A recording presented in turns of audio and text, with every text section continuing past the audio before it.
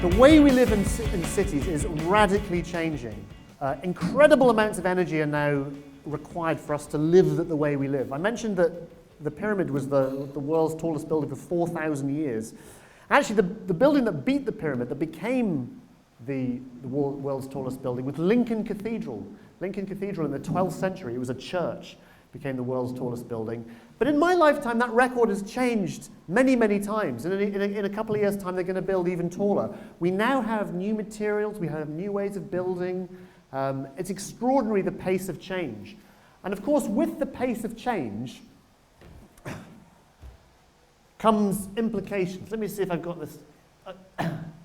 This is, I should point out, this is the world's highest selfie. I think at the time, this was 2007. This is my cameraman, Julius. We were actually on top of the Burj Khalifa, which is nearly a kilometer high. And you can see this stick that he's holding here. On there was the camera.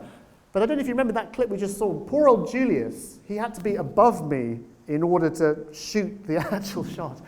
And you can see those boxes. Those are aircraft warning lights. Julius actually had to stand on there with his camera and film shooting down in order to get that shot. So I think that is the highlight of my career, literally the highlight of my career.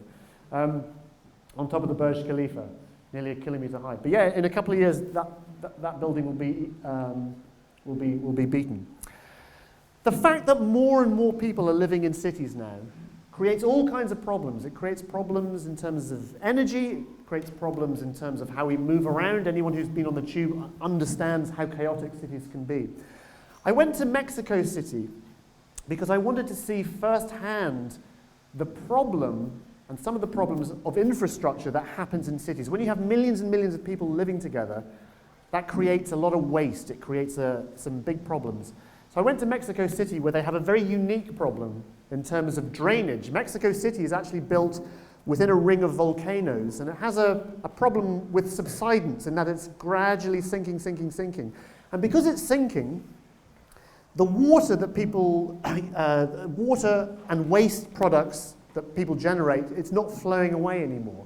So what they have to do is they have to pump it out. And because they have to pump it out, sometimes these pumps break. So what I did was I met up with a guy called Julio, whose job it is to go diving in raw sewage. He has to actually go into raw sewage, human sewage, in order to fix the pumps, in order for Mexico City to function as a city. So you'll particularly enjoy this one.